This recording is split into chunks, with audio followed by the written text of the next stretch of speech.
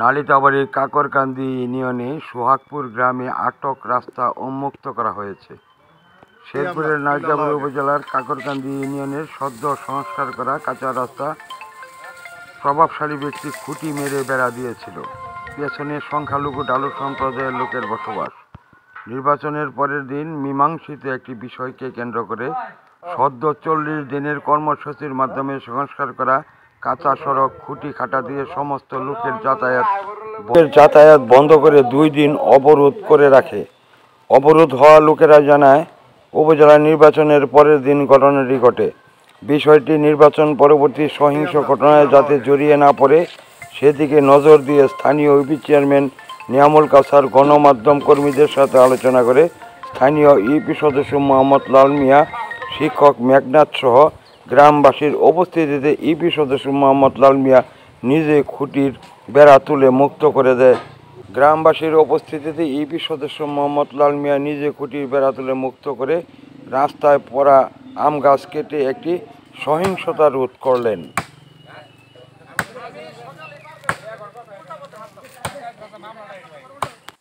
দেখুন ভিডিও তথ্যচিত্রে বিস্তারিত। আইবা মনে কই দায়াম না ভাই ফারবে যাই ওনে বেড়া দেখ গাবা বেড়া দিছই না এগুলো করন যাইতো না।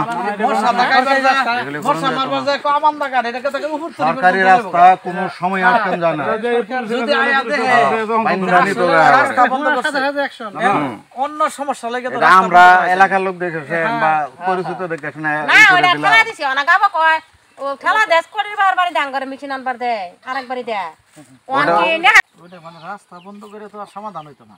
সমাধান করবার চাইলে অন্যভাবে করা লাগবে। হ্যাঁ এটা বুঝায় করা লাগবে নিচে বান যায়ও কইটা বানলে লাল হয়ে যেত না যেভাবে হোক আমরা এই ডকুমেন্টসটা থয়ে দিলাম ভবিষ্যতের লাগা। এটা খুলে দাও কই না আর খুলে দাও খুলে দে না কিছু হইতো না কোন যে যেটা এইগুলো রাস্তা বন্ধ করে সমাধান করা যেত না। আনে জানো না যে গাছলে এই চেয়ারম্যান গাছে তো আছে গাছের কাজ গাছ কিন্তু এই লেগে তো তুমি রাস্তা বন্ধ করা হইতো না। ডাঙ্গরের মিছিন আরে বেটা হুন গাছ এটা কামনা দনা রাস্তা তো বন্ধ করা হইতো না। এটা ঠান্ডাই তো রইছে ওই ঠান দছে ওই ঠান মাইপা আনের ওটা এটা সব দেখাইলে গেছে এটা সব দেখাইলে গেছে একটা বাতা বাতা করে দিতে না বাতা বাতা আম এলা তো নতুন বাতা তো আইছে না। এই যে আরেকবার যে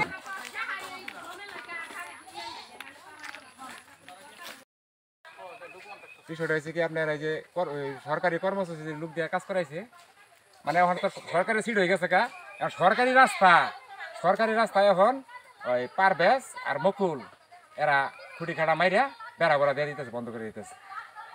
এখন তার উপরে আমরা যাই না গেলে মারামারি ঝগড়াঝাটি এই সমস্ত আর কি কারবার না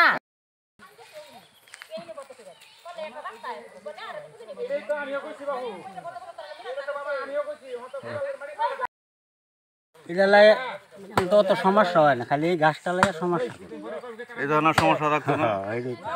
না তো সমস্যা হয় কিছু হলে গাছটা যদি কাটা থাকতো যে আমরা একটা বম নেওয়া হয়েছি না ধান মারা কিছু সবারই কি ওদিন তো অ্যাক্সিডেন্ট হইছিল বলে সবাই মিলে ঝিলে গাড়ি সাইড করি।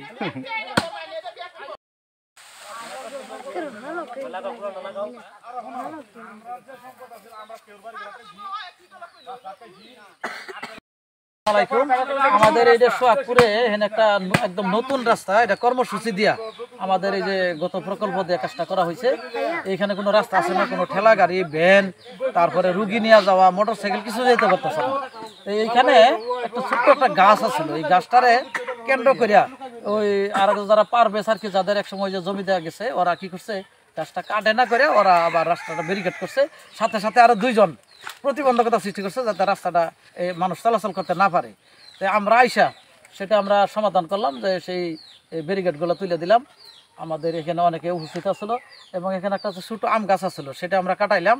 এখন এই যে মুড়টা আমরা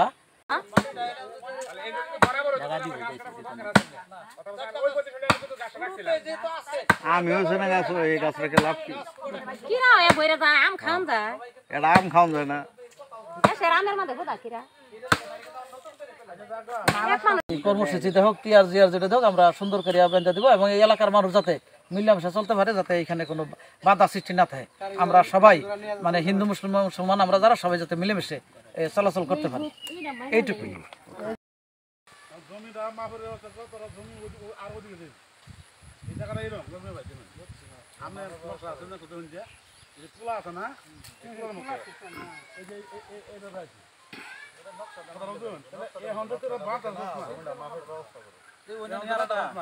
ও না স্যার আইন বলা